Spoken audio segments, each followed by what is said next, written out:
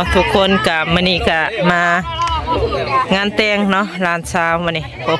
นี่ก็พากันรอเจ้าบ่าวเนาะโอ้เจ้าบ่าวกำลังนั่นมาเนาะมาแต่ทางไกล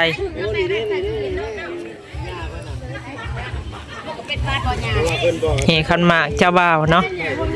มาเบิ่งกันเนาะทุกคนเลยประเพณีงานแต่งอยู่ประเทศลาวเนาะหลายหม่องหลายที่หลายบ้านหลายเมือง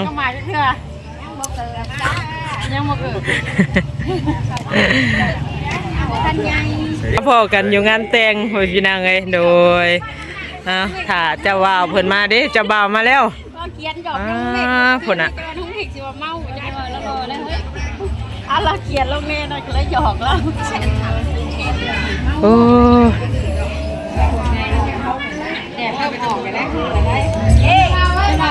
ปลาจะมาไปปลาบ่ไปไปร้านก็ไปร้านทำไปร้านกว่าเอาไปร้านก่อนวะย่างมากไกลเติบไปได้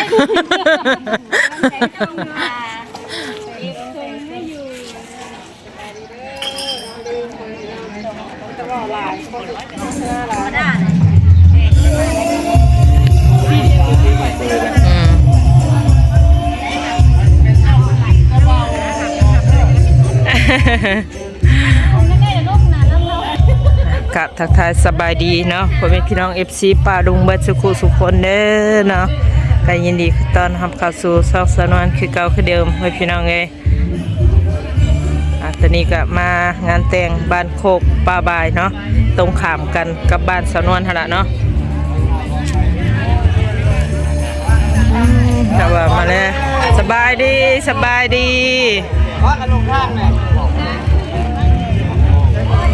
โดยสบายดีป้าเจ้าบ่าวมาแล้วว่านี่สบายดีสบายดีมาตะบ้านไหนเคยเนี่ยบ้านข้ามบ้านคูนมาข้ามมาคูนได้มันได้โดยข้ามเคยคูนมาขวายโดย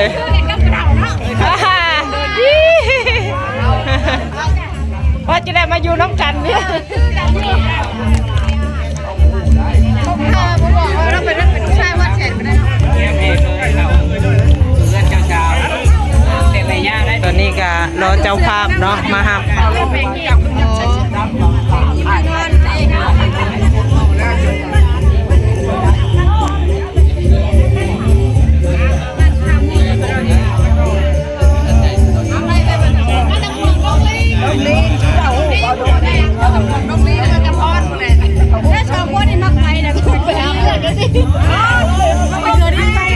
ไปเลี้ยงลิงจ้ะ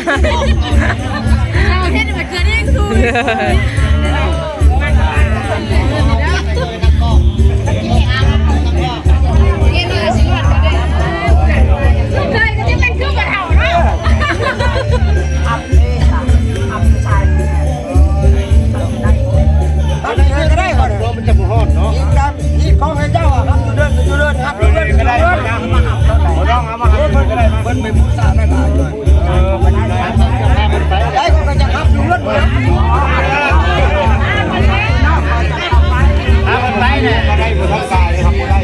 อันนี้ก็มากันหลายคนเนาะทีมงานเขาก็ได้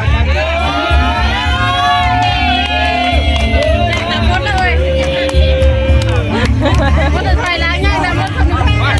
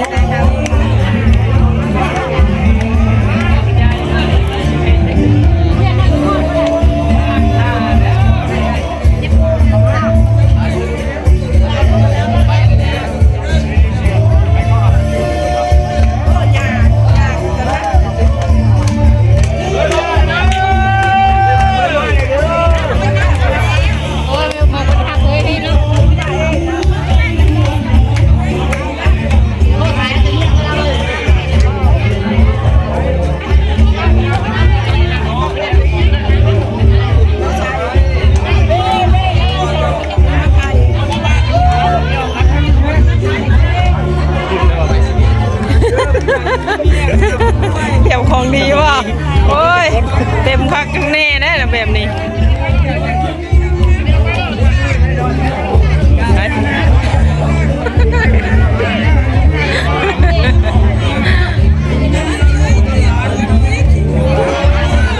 เข่าเด้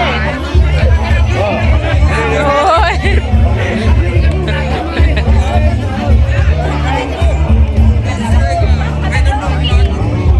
วิธีหับเคยเนาะตอนนี้เคยมาฮอดแล้วเพิ่นก็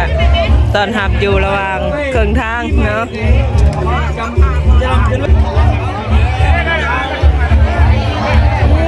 เด้อโหเจ้าพาสิเหยียบนะทุกคนเลย ทางออกไหนเนาะเหยียบไม่ได้หายหรอกนี่ โอ้ยเนาะ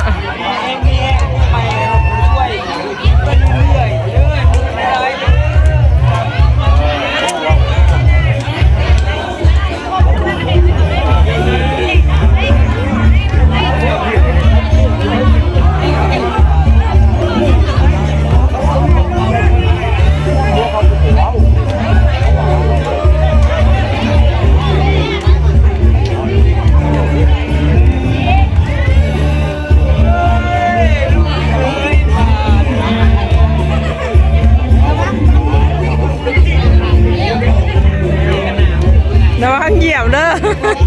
เลยขี่งัวขี่ควายเป็นพี่น้องเลยเนาะบ้านนอกของหน้าเฮา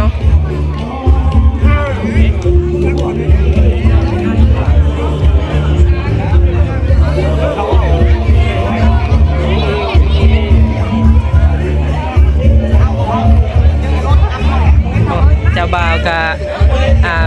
มีคันเนาะเป็นเงินเท่าไหร่เนาะทุกคนเลย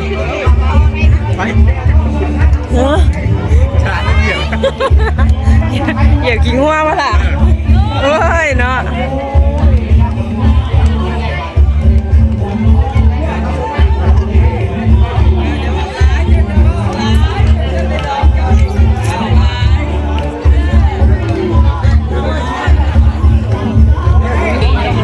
ตอนนี้ก็กำลังเฮ็ดวิธีหับเคยเนาะแบบว่าทางตาบ่เห็นเนาะความเชื่อผู้คนเนาะเอิ้นผีเอิ้นสางเนาะมาหับพระเข้าพระนำตอนหับเคยเข้าสู่เพื่อนเจ้าสาวเนาะทุกคนเนาะตอนนี้ก็จะบ่าวยังยืนรออยู่เนาะยังบ่ถึงเวลาที่ว่าให้ผ่านประตูเนาะ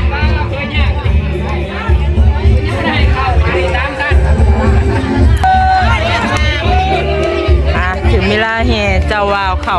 หาเจ้าสาวแล้ววันนี้เนาะก็คือสิเฮ็ดวิธีสู่คนวันนี้เนาะ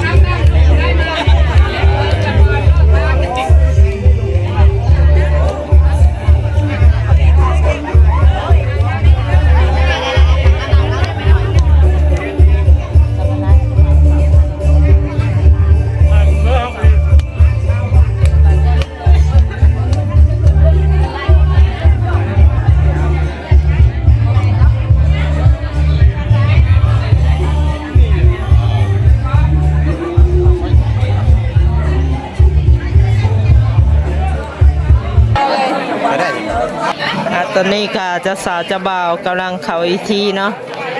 หมอสุ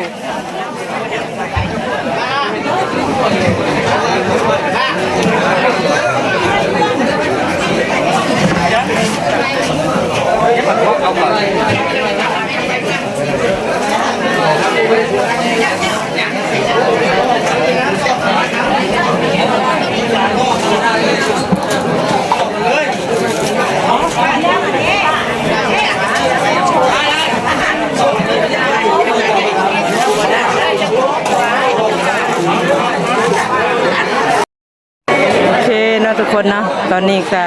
กำลังเข้าวิธีสู่ขนเนาะ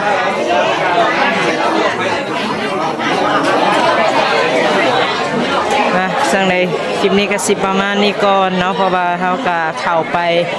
ถ่ายคลิปเด้อถ่ายทำให้เบิ่งใกล้บ่ได้เนาะเพราะว่าแขกหลายพอสมควรหั่นแหละเนาะบ่มีทางเข้าคนเลยโอเคเนาะทุกคนเนาะก็สิประมาณนี้เด้อเนาะโดยสบายดี